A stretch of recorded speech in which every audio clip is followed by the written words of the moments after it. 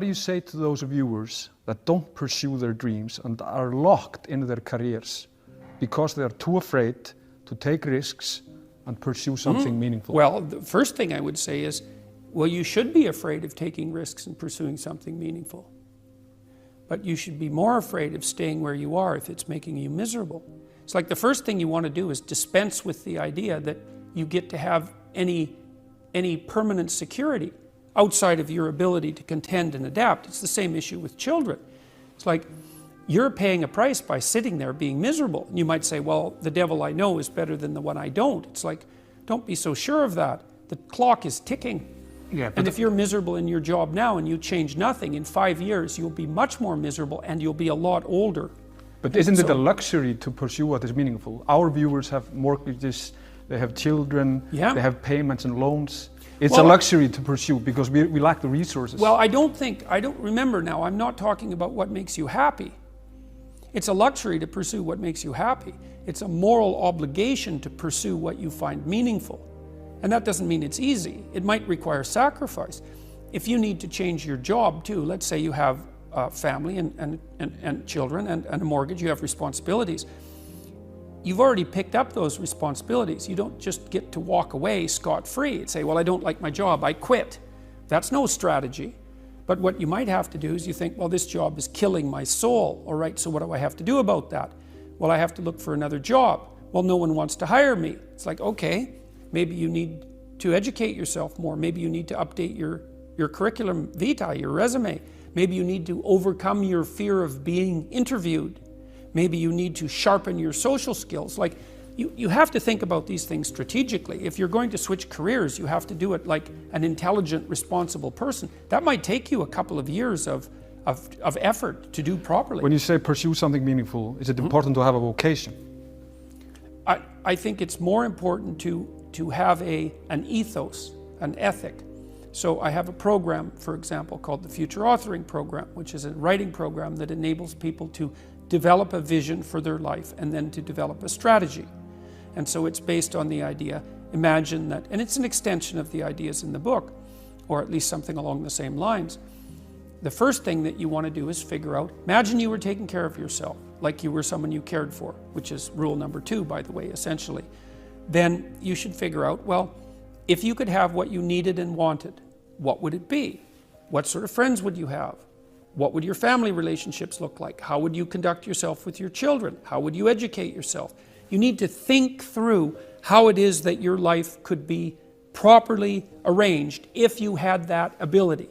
And then you can aim at that. And the funny thing is that if you do posit a goal of that sort and work towards it, you will move towards it. The goal will change because you'll learn things along the way. But I mean, I've dealt with hundreds of people in my clinical and consulting practice, and we set a goal, we develop a vision and work towards it, and things inevitably get better for people. So it's not a luxury, it's difficult. It's a moral responsibility, and it isn't happiness. It's not, the pursuit isn't for happiness. It's a moral responsibility to pursue what is meaningful. Absolutely. Yeah. So when if you watch yourself, you say, well, I had a particularly good day at work. And what does that mean? Well, it means that you lost your sense of time, right? Because when you're having not a good day at work, it's like, first it's 1 minute to 3, and then it's 45 seconds to 3, and then it's 30 seconds. That's what school was like for me. It was like, click. It's so funny, I went to my daughter's school. I used to get in trouble for talking all the time. Surprise, surprise. When I was a kid, and I was bored stiff in school, and so I would misbehave upon occasion, out of pure boredom.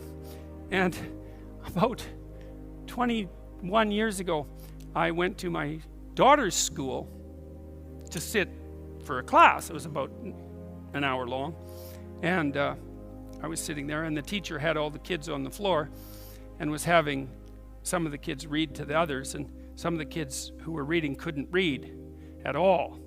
And I had exactly the same experience. I was sitting there, it was like being 7 years old again. I could see the clock going tick, tick. And I thought, You know, if I was in this classroom for 3 days, I would misbehave.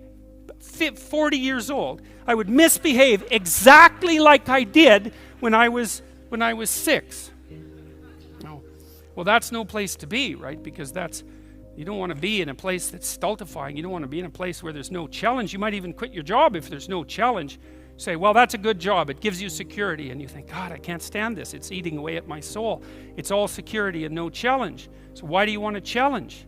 Because that's what you're built for.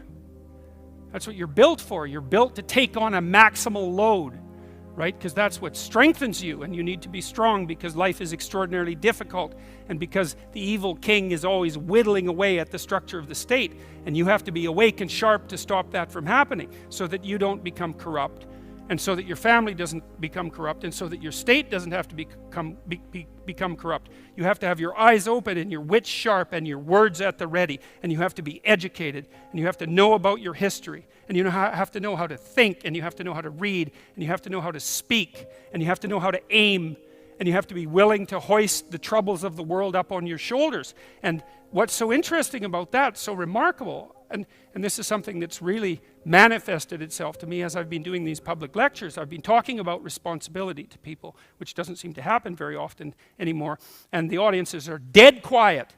And I lay out this idea that life is tragedy tainted by malevolence, and everyone says, yeah, well, we always suspected that, but no one has ever said it quite so bluntly, and it's quite a relief to hear that I'm not the only person who has those suspicions.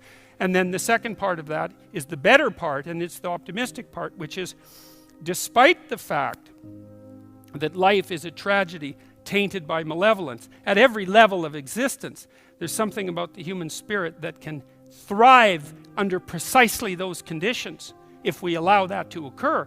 Because as difficult as life is, and as horrible as we are, our capacity to deal with that catastrophe and to transcend that malevolent spirit is more powerful than that reality itself.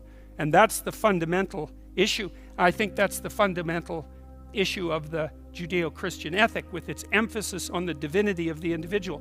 As catastrophic as life is, and as malevolent as people can be, and that's malevolent beyond belief, fundamentally. A person has in spirit the nobility to set that right and to defeat evil.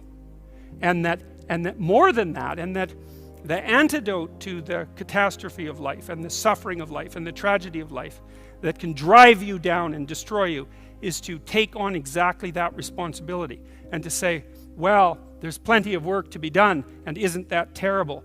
And there isn't anything so bad that we can't make it worse, and certainly try very hard to do so, but I have it within me to decide that I'm going to stand up against that. I'm going to strive to make the world a better place. I'm going to strive to constrain the malevolence that's in my own heart, and to set my family straight, and to work despite my tragic lot for the betterment of everything that's in front of me. And the consequence of that, the immediate consequence of that, is that when you make the decision to take on all of that voluntarily, which is to stand up straight, by the way, with your shoulders back, to take on all that on voluntarily, as soon as you make that decision, then all the catastrophe justifies itself in the nobility of your striving. And that's what it means to be an individual. Thank you.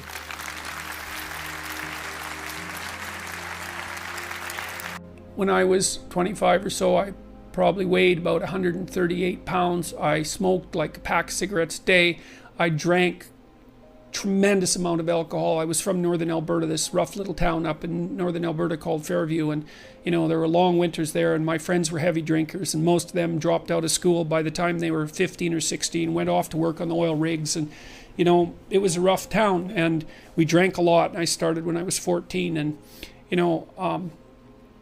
and so I had a lot of bad habits, let's say, and things that were, and I wasn't in great shape physically, and I was also still intellectually obsessed as I am now, and so that would have been in 85. But I decided around then, about 85, 84, something like that, maybe a little earlier, that I was really going to try to get my act together, and so I started doing that.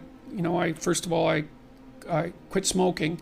Well, that took a long time because I eventually had to quit drinking too in order to quit smoking. And I started working out, started playing sports, which I'd never done. I was a small kid. I'd been skipped a grade, and I was a small for my age. So sports were never, especially team sports, were never really a domain of expertise for me. Although I skied and went trapping with my dad, and went, cross-country skiing and camping and all that. So, but when I went to graduate school, I started swimming.